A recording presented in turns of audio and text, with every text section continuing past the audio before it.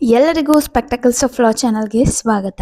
Law ಗ್ರಾಜ್ಯುಯೇಟ್ಸ್ನವರಿಗೆ as a freshers ಅಂತ consider ಮಾಡ್ತಾರೆ. So ಫ್ರೆಷರ್ಸಿಗೆ job opportunity ತುಂಬ ಕಮ್ಮಿ ಇರುತ್ತೆ. ಆ್ಯಂಡ್ ಆ ಜಾಬ್ ಅಪರ್ಚುನಿಟಿ ಒಂದೆರಡು ಸಿಕ್ಕಿದ್ರೂ ಕ್ಲಿಯರ್ ಮಾಡ್ಕೊಳ್ಳೋಕ್ಕೆ ತುಂಬ ಕಷ್ಟ ಇರುತ್ತೆ, ಯಾಕಂದರೆ ತುಂಬ ಜನ ಫ್ರೆಷರ್ಸ್ ಇರ್ತಾರೆ. So out of my experience, ನಾನು ಏನು ಇಂಟರ್ವ್ಯೂಸ್ ಅಟೆಂಪ್ಟ್ ಮಾಡಿದ್ದೆ, so out of my experience ನನ್ನ ಲರ್ನಿಂಗ್ಸ್ ಏನಿದೆ through that interview, I am going to share with you which will help to crack interview. ನಿಮಗೂ ಹೆಲ್ಪ್ ಆಗುತ್ತೆ, ಯಾಕಂದರೆ ನಾನು ಅದರಿಂದ ಪಾಠ ಕಲ್ತಿದ್ದೀನಿ. ಸೊ ನಾ ಏನು ಪಾಠ ಕಲ್ತಿದ್ದೀನಿ ನಾನು ನಿಮ್ಮ ಜೊತೆ ಶೇರ್ ಮಾಡ್ಕೊಳಕ್ಕೆ ಇಷ್ಟಪಡ್ತೀನಿ. ಅದರಿಂದ ನಿಮ್ಗೆ ಏನಾದರೂ ಪಾಯಿಂಟ್ ಯೂಸ್ಫುಲ್ ಆದರೆ ತಗೊಳ್ರಿ.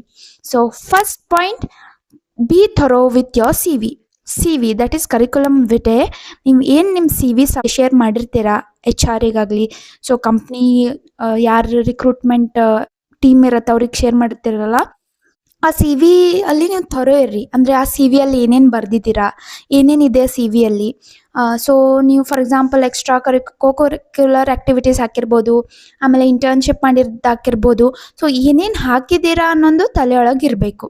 So this is the first point. Second point is regarding internships. So ಅದರೊಳಗೆ 2 ಸಬ್ ಪಾಯಿಂಟ್ಸ್ ಇದೆ.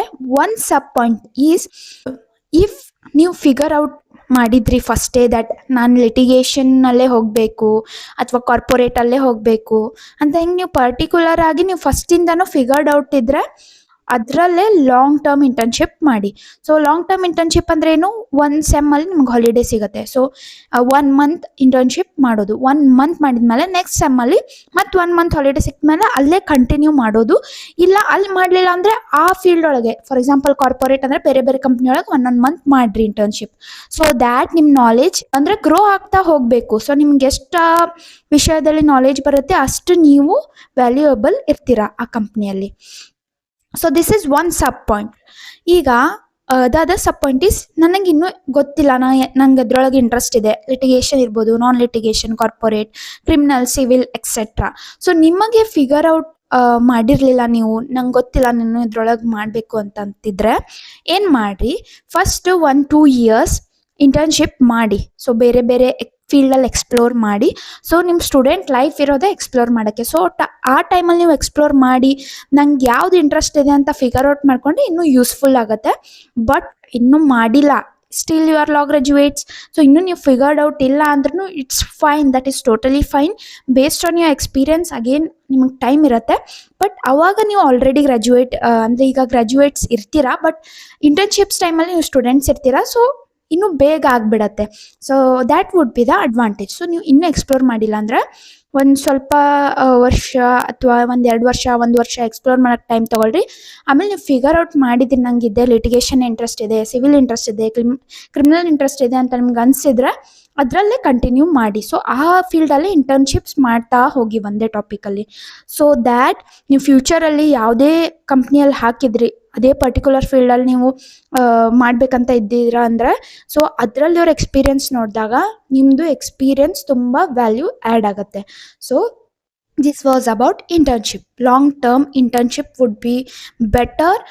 ಸೊ ಯಾಕಂದರೆ 1 ಮಂತಲ್ಲಿ ನೀವು ತುಂಬ ಕಲಿಯೋಕೆ ಆಗೋದಿಲ್ಲ, ಅದೇ ನೀವು ಲಾಂಗ್ ಟರ್ಮ್ ಮಾಡಿದ್ರಿ ಅಂದರೆ ಇನ್ನೂ ಒಳ್ಳೆಯದು. ಸೊ ಹಾಲಿಡೇಸ್ ಟೈಮಲ್ಲಿ ಮಾಡ್ಬೋದು. ಇಲ್ಲ ನೀವು ಡೆಲ್ಲಿ, ಬಾಂಬೆ ಆ ಏರಿಯಾ ಒಳಗಿದ್ರಿ, ಬೆಂಗಳೂರಲ್ಲಿ ಇದ್ರಿ ಅಂದರೆ ಡೈಲಿ ಮಾಡ್ತಾನೆ ಇರ್ಬೋದು. ಯಾಕಂದರೆ ಮಾರ್ನಿಂಗ್ ಈವ್ನಿಂಗ್ವರೆಗೂ ಇರುತ್ತೆ, ನಿಮ್ಗೆ ಆಫ್ಟರ್ನೂನ್ವರೆಗೂ ಇರ್ಬೋದು ಕಾಲೇಜ್, ಅಥವಾ ಈವ್ನಿಂಗ್ವರೆಗೂ ಇರ್ಬೋದು. ಆಮೇಲೆ ನೀವು ಸ್ವಲ್ಪ ಏನಾದರೂ ಕಲಿತಾ ಇರ್ಬೋದು, ಇಂಟರ್ನ್ಶಿಪ್ ಮಾಡ್ತಾ ಇರ್ಬೋದು, legal research, work from home ಮಾಡಬಹುದು. So this is regarding internship. Now coming to third point, do not forget the lessons what you have learned during internships. So ನೀವು ಇಂಟರ್ನ್ಶಿಪ್ ಮಾಡಿದ್ದೀರಾ ಅಂದಮೇಲೆ ಅಲ್ಲಿ ಏನೇನು ಕಲ್ತಿದ್ದೀರಾ ಅನ್ನೋದು ಯಾವತ್ತೂ ಮರಿಬೇಡಿ. ಯಾಕೆ ಹೇಳ್ತೀನಿ, ಇದು ನನ್ನ ಎಕ್ಸ್ಪೀರಿಯನ್ಸ್ ಮೇಲೆ ಹೇಳ್ತಾ ಇದ್ದೀನಿ. ಫಾರ್ ಎಕ್ಸಾಂಪಲ್, ಈಗ ನೀವು ಒಂದು ಇಂಟರ್ವ್ಯೂ ಕೊಡ್ತಾ ಇದ್ದೀರಾ ಅಂತ ತಿಳ್ಕೊರಿ. ಒಂದು ಇಂಟರ್ನ್ಶಿಪ್ ನೀವು ನಾ ಇವ್ರ ಕಡೆ ಇಂಟರ್ನ್ಶಿಪ್ ಮಾಡಿದ್ದೀನಿ, ABC ಹತ್ರ ಇಂಟರ್ನ್ಶಿಪ್ ಮಾಡಿದ್ದೀನಿ ಅಂತ ನೀವು ಹಾಕಿದ್ದೀರಾ. ಏನು ಕಲ್ತಿದ್ರಿ ಅಲ್ಲಿ, ಏನು ಕಲ್ತ್ರಿ, ಏನೇನು ಪಾಯಿಂಟ್ಸ್ ಕಲ್ತಿದ್ದೀರಾ, ಆಮೇಲೆ ಏನು ರಿಸರ್ಚ್ ಮಾಡಿದ್ದೀರಾ, ಏನು ಡ್ರಾಫ್ಟ್ ಮಾಡಿದ್ದೀರಾ, ಏನಿತ್ತು ಸಿಚುವೇಶನ್, ಈ ಥರ ಡೀಪಾಗಿ ಇಂಟರ್ವ್ಯೂ ತಗೊಳ್ತಾರೆ. ಸೊ ಡೀಪಾಗಿ ತಗೊಂಡಾಗ ಏನಾಗತ್ತೆ, ನಿಮ್ಗೆ ನೆನಪಿರಬೇಕು, ತುಂಬ ವರ್ಷ ಆಗಿದೆ, ತುಂಬ ಗ್ಯಾಪ್ ಆಗಿದೆ, ನಂಗೆ ನೆನಪಿಲ್ಲ ಅಂತಲೂ ಅದು at the last moment. But still ಎಷ್ಟು ನೆನ್ಪಿಟ್ಕೊಳ್ತೀರಾ ಅಷ್ಟು ರಿಕ್ರೂಟ್ಮೆಂಟ್ ಆಗಲಿ, ನಿಮಗೆ ಹೈರಿಂಗ್ ಅಪರ್ಚುನಿಟೀಸ್ ತುಂಬ ಜಾಸ್ತಿ ಇರುತ್ತೆ. ಸೊ ಏನು ಕಲ್ತಿದ್ದೀರಾ ಅದನ್ನು ಪಾಠಗಳನ್ನು ತಲೆಯಲ್ಲಿ ಇಟ್ಕೊಳ್ರಿ. ಆಮೇಲೆ ಇಂಟರ್ನ್ಶಿಪ್ ಅಲ್ಲಿ ಏನು ಕಲ್ತಿದ್ದೀರಾ ಅನ್ನೋದು ಪಾಯಿಂಟ್ ಮಾಡ್ಕೊಂಡು ಇಟ್ಕೊಳ್ರಿ, ಒಂದು ಡೈರಿ ಮಾಡ್ಕೊಳ್ರಿ. ಸೊ ದ್ಯಾಟ್ ನೀವು ಇಂಟರ್ವ್ಯೂ ಕೊಡೋಕ್ಕಿಂತ ಮುಂಚೆ ಅದೆಲ್ಲ ನೋಡಿಕೊಂಡು ಪ್ರಿಪೇರ್ ಆಗಿ ಹೇಳೋಕ್ಕೆ ಸರಿ ಆಗತ್ತೆ. So this was fourth point, be confident and also dress well. So this would also add points. ಯಾಕಂದರೆ ನೀವು ಎಷ್ಟು ಕಾನ್ಫಿಡೆನ್ಸ್ ತೋರಿಸ್ತೀರ, ಯಾಕಂದರೆ ಕಂಪ್ನಿ ನಿಮ್ಗೆ ಹೈರ್ ಮಾಡ್ಬೇಕಂದ್ರೆ ನಿಮ್ಗೆ ಆ ಕಾನ್ಫಿಡೆನ್ಸ್ ತೋರಿಸ್ಬೇಕು. ನೀವು ಎಷ್ಟು ಕಾನ್ಫಿಡೆನ್ಸ್ ತೋರಿಸ್ತೀರ ಅಷ್ಟು ಅಡ್ವಾಂಟೇಜ್ ಇರುತ್ತೆ. ಕಾನ್ಫಿಡೆನ್ಸ್ ತೋರಿಸ್ರಿ. ಏನು ಕೇಳ್ತಾರೆ ನಿಮ್ಗೆ ಏನು ಗೊತ್ತಿದೆ ಕಾನ್ಫಿಡೆನ್ಸ್ ಆಗಿ ಹೇಳ್ರಿ. ಸೊ ಕಾನ್ಫಿಡೆನ್ಸ್ ಎಷ್ಟಿರುತ್ತೆ ಅದನ್ನು ನೋಡ್ತಾರೆ. ವಿಲ್ಲಿಂಗ್ನೆಸ್ ಟು ಲರ್ನ್, ನಿಮಗೆ ಏನು ಕಲಿಯೋಕ್ಕೆ, ನಂಗೆ ಕಲಿಯೋಕ್ಕೆ ಇಷ್ಟ ಇದೆ, ನಾನು ಗ್ರೋ ಆಗಬೇಕು, ಎಕ್ಸ್ಪ್ಲೋರ್ ಮಾಡಬೇಕು ಅನ್ನೋದು ಆ ಇಚ್ಛೆಯನ್ನು ತೋರಿಸ್ಬೇಕು ನೀವು. ಸೊ ಆವಾಗ that would add a point. And dress well, ಯಾವಾಗ ಇಂಟರ್ವ್ಯೂ ಕೊಡುವಾಗ ನಮ್ದು ಏನು ಲಾಯರ್ಸ್ ಡ್ರೆಸ್ ಕೋಡ್ ಇರುತ್ತೆ ಅದನ್ನು ಹಾಕ್ಕೊಳ್ರಿ. As a professional you have to be in your dress code. Fifth point, what you have to do is prepare your own questions for interview and also try mock interview questions. ಈಗ ಇಂಟರ್ವ್ಯೂನು ಕೊಡೋರಿದ್ದೀರಾ ಒಂದು ಕಂಪ್ನಿಯಲ್ಲಿ. So ಆ company ಬಗ್ಗೆ research ಮಾಡ್ತೀರಾ. So ಆ ಕಂಪ್ನಿಯಲ್ಲಿ research ಮಾಡಿ ಯಾವ್ಯಾವ ಥರ ಕ್ವಶನ್ಸ್ ಕೇಳ್ಬೋದು. ಆ್ಯಂಡ್ ನಿಮ್ಮ ಸಿ ವಿಗೆ ರಿಲೇಟ್ ಮಾಡ್ಕೊಂಡು ನೀವು ಕ್ವಶನ್ಸ್ ಪ್ರಿಪೇರ್ ಮಾಡಬೇಕು. ಸೊ ನನ್ನ ಸಿ ವಿಯಲ್ಲಿ ಏನಿದೆ, ನನ್ನ ಸಿ ವಿಯಲ್ಲಿ ಮತ್ತು ಈ ಕಂಪ್ನಿಗೆ ಏನು ಮ್ಯಾಚ್ ಆಗ್ಬೋದು, ಏನು ರಿಲೇಟ್ ಆಗ್ಬೋದು. ಸೊ ಹಾಗೆ ನೀವು ರಿಲೇಟ್ ಮಾಡಿ ನಿಮ್ಮ ಓನ್ ಕ್ವಶನ್ಸ್ ಪ್ರಿಪೇರ್ ಮಾಡಿ ನೀವು ಪ್ರಿಪೇರ್ ಆಗಿ, ಅಂದರೆ ಕ್ವಶನ್ಸ್ ಪ್ರಿಪೇರ್ ಮಾಡ್ತೀರಾ.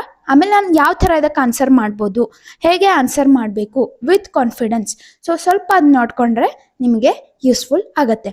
So out of my experience ನನಗೇನು ಅನಿಸ್ತು, ನಾನು ಏನು ಕಲಿತೆ ಪಾಠ ಈ ಇಂಟರ್ವ್ಯೂಸ್ ಕೊಟ್ಟು ನಾನು ನಿಮ್ಮ ಜೊತೆ ಶೇರ್ ಮಾಡಿದ್ದೀನಿ. So this are the important 5 lessons what I feel is very important while giving an interview, especially in the legal firms. So ಇದನ್ನ ನಿಮಗೆ ಯೂಸ್ಫುಲ್ ಆಯ್ತಂದ್ರೆ do comment in the chat box. So ನಿಮಗೆ ಏನು ಮತ್ತೇನು points add ಮಾಡ್ಬೋದು ಅನ್ನೋದು you can share. And ಇಷ್ಟ ಆದರೆ ಲೈಕ್ ಮಾಡಿ, ಮತ್ತು ಇದು ಯಾರಿಗೆ ಯೂಸ್ ಆಗುತ್ತೆ ಅವರಿಗೆ ಶೇರ್ ಮಾಡಿ. So that help them to crack interviews, especially in the legal field. So this was all about today's legal insights with spectacles of law. And ಮತ್ತೆ ಯಾವುದಾದ್ರೂ ಟಾಪಿಕ್ ನಾನು ಮಾಡಬೇಕಂದ್ರೆ do drop in the comment box. Follow for more such updates. Thank you.